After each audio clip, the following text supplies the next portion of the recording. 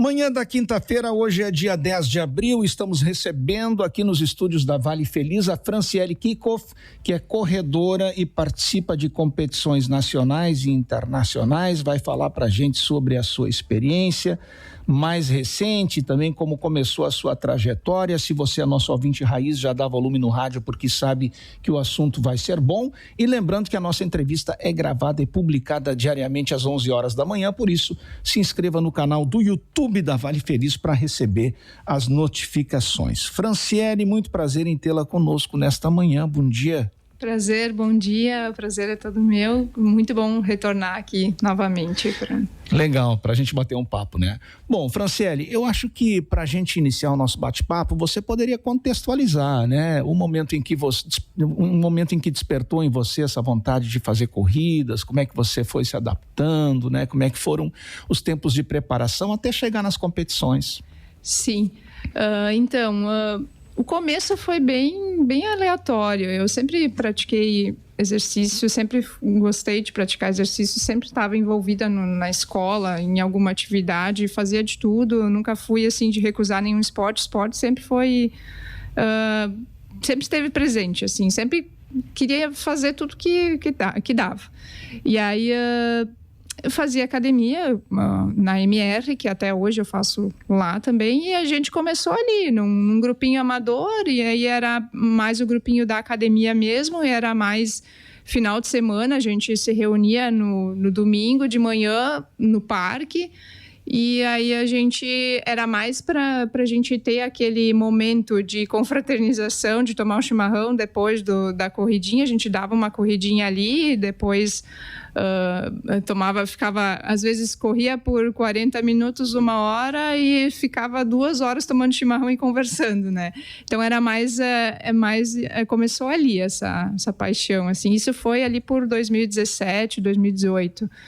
E aí, em 2018, eu fiz a minha primeira provinha, que também foi com o grupo ali da academia.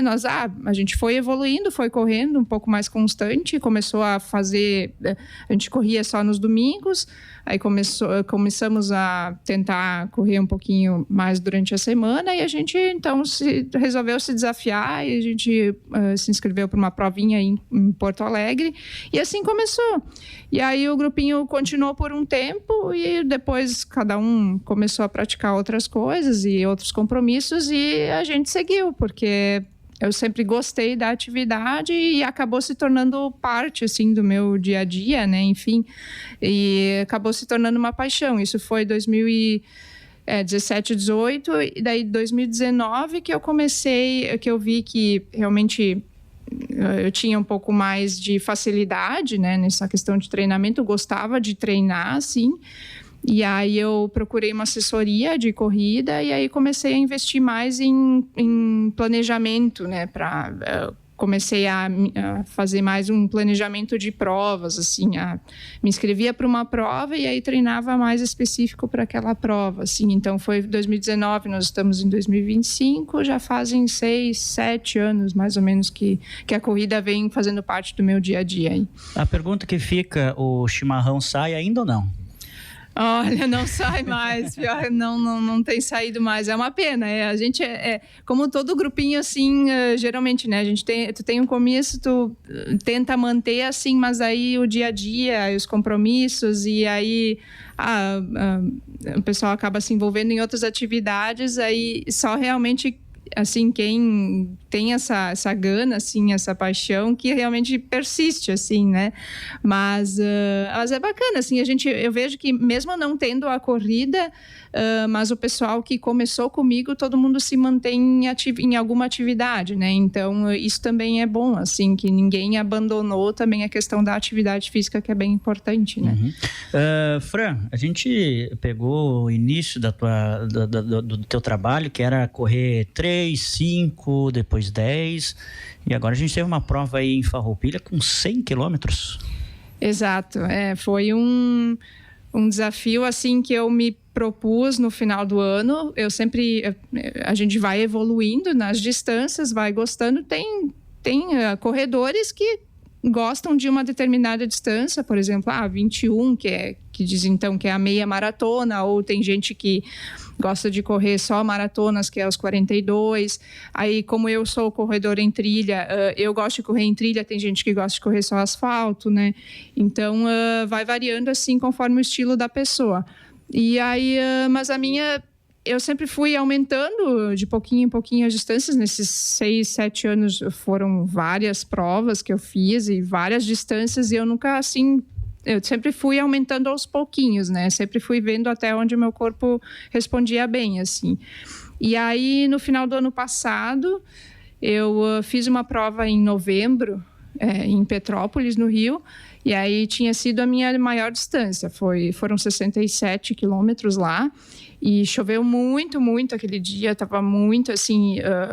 Foi bem técnica, assim, a prova, porque choveu do início ao fim, foram 8 horas quase de prova. E aí, ali, depois dessa prova, assim, que também era bem técnica pela questão de pegar bastante morro, passava por terreno com bastante pedra, bastante lama, né? Então, tudo exigia bastante, assim. E aí, depois que eu passei por essa prova, assim, aí também fui campeã lá. E aí, depois dessa prova, assim, que eu decidi que eu precisava de uma coisa, assim, que eu podia ou precisava de uma coisa a mais, assim, naquele ano. Isso foi no final do ano passado, então eu tinha feito umas 4 provas, eu acho 4 ultramaratonas, que é acima de 42, né? Então, uma distância ali que eu já me sentia confortável, vamos dizer assim, entre 50 e 60. Eu já estava sentindo que aquilo ali, não que não despertasse, porque cada prova é uma prova diferente, né? Exige um treinamento diferente, mas eu estava sentindo que eu precisava de algum desafio a mais, assim.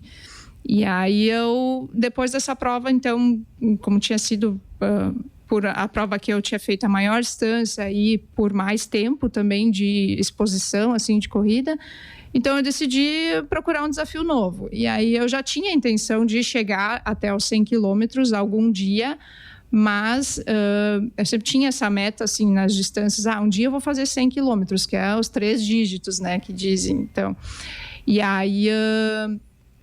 Mas aí depois dessa ali eu pensei, não, acho que agora é a hora, assim, vou antecipar um pouquinho, porque eu queria fazer, mas não, achei que não seria tão próximo, assim, né? Achei que eu faria uma prova de 80 antes, 80 quilômetros, né? Até chegar no 100. Mas aí ali parece que depois daquela prova ali virou uma chave e eu pensei, não, agora eu vou fazer, vou me desafiar mais e vou fazer. E aí como tinha também essa oportunidade de fazer a prova aqui pertinho, né? E é uma prova já, agora ela está no 3º ano, já é uma prova bem consagrada, assim, e muito bem organizada. E vem gente de várias partes do Brasil, tinha bastante argentinos também. Então, tu vê que é uma prova, assim, bem conceituada já, né? E próximo daqui, num lugar que eu adoro, assim... tem uma energia muito boa ali nos caminhos, o próprio santuário ali de Caravaggio, porque ela envolve os caminhos de Caravaggio, né? Então, tudo é mais em torno dessa energia ali de Caravaggio. Eu já tinha feito também o caminho de Caravaggio de bicicleta, e aí já mais ou menos conhecia, assim, o trajeto e como é que era o estilo como seria o estilo da prova, e aí decidi no final do ano, então, me desafiar. Falei para o meu treinador, disse, eu quero fazer, e estava com um tempo, que a prova aconteceu agora em março, e eu decidi ir lá em novembro, e aí foram então 4 meses, assim, de treinamento específico para a prova. Mas tive que pensar bastante, porque eu sabia que uma coisa é treinar, assim, os 4 meses, às vezes no decorrer do ano, mas...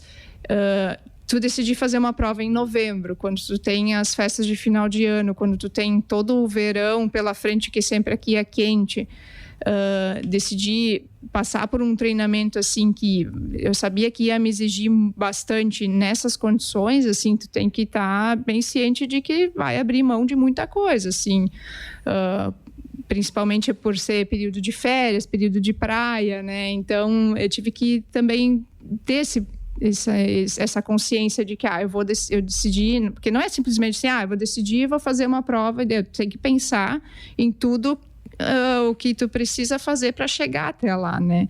Então, eu sabia que ia ser bem, assim, ia ter que administrar bastante coisa, principalmente assim, é verão, tá todo mundo na praia, né? E tu tem que estar treinando, tá calor. Aqui chegou, né, em treinos que eu treinei com 40 graus, né? Então, assim, eu treinava, eu sabia que ia ser.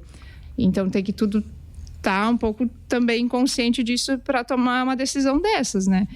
E claro que tem os que vão assim e se jogam, né? Vou fazer e de qualquer jeito vou fazer. Mas eu sempre vou um pouco com mais segurança, né? Então, pensei em tudo isso. Mas decidi e os 4 meses, então, fiz um treinamento específico para essa prova. Assim, mas foi bem desafiador, assim. Mas, graças a Deus, não me machuquei nenhum, assim, não tive nenhum problema físico, assim, claro, dores musculares, cansaço. Outro dia.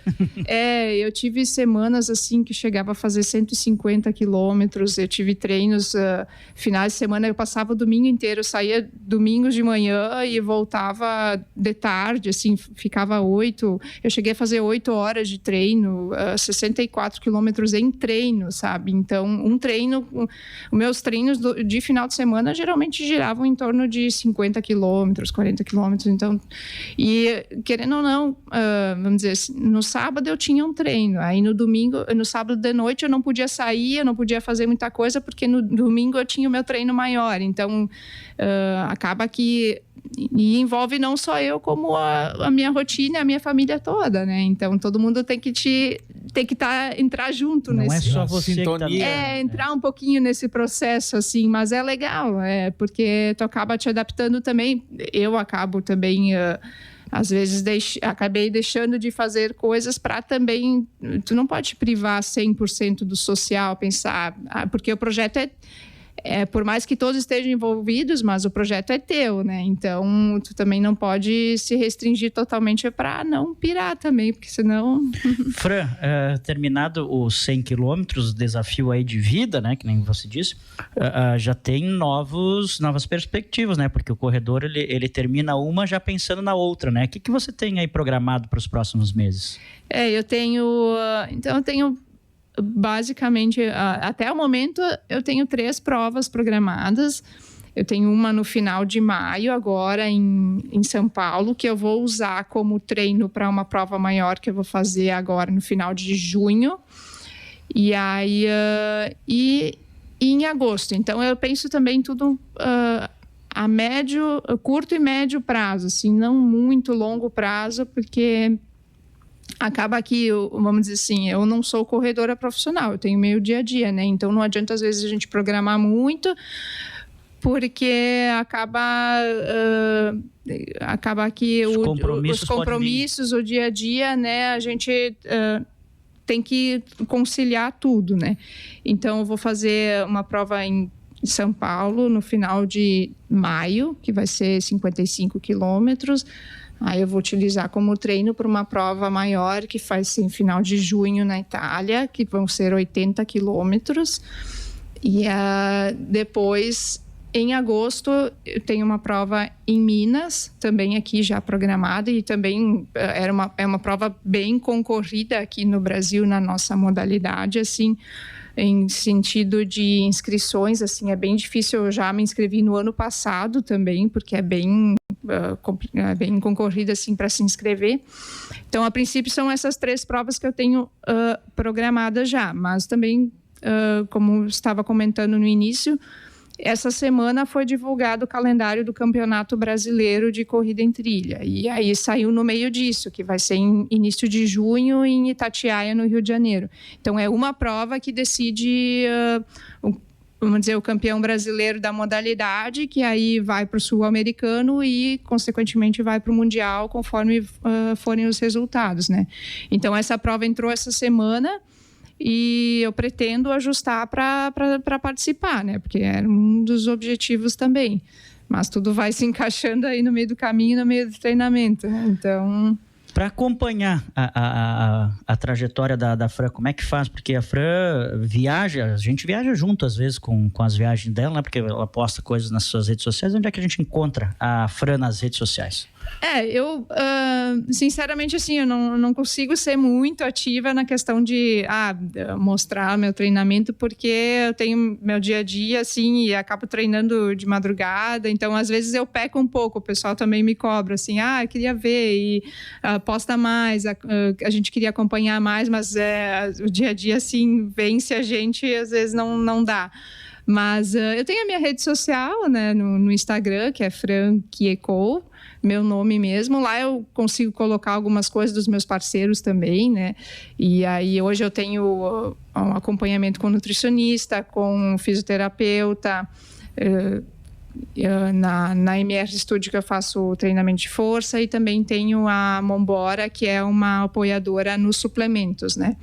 Então ali eu coloco assim, envolvo todo mundo, né, que merece, que a gente também não é só correr, a gente precisa de uma equipe assim para orientar, né, e tudo mais. E aí, então, tem as minhas redes sociais que eu compartilho um pouco assim da minha trajetória, assim, das provas que participo e tudo mais. Muito bem, Franciele Kiekow, que é corredora e participa de competições nacionais e internacionais. Belo bate-papo nesta manhã. Parabéns pelo teu trabalho, parabéns pelas conquistas, boa sorte, que tenha êxito nos projetos futuros. Muito obrigado. Muito obrigada, é um prazer sempre retornar aqui para falar do que a gente gosta, é sempre bom. E pode voltar mais vezes, que quando a gente tiver notícias boas, a gente pode passar para a nossa população. Muito obrigado, boa sorte. Obrigada.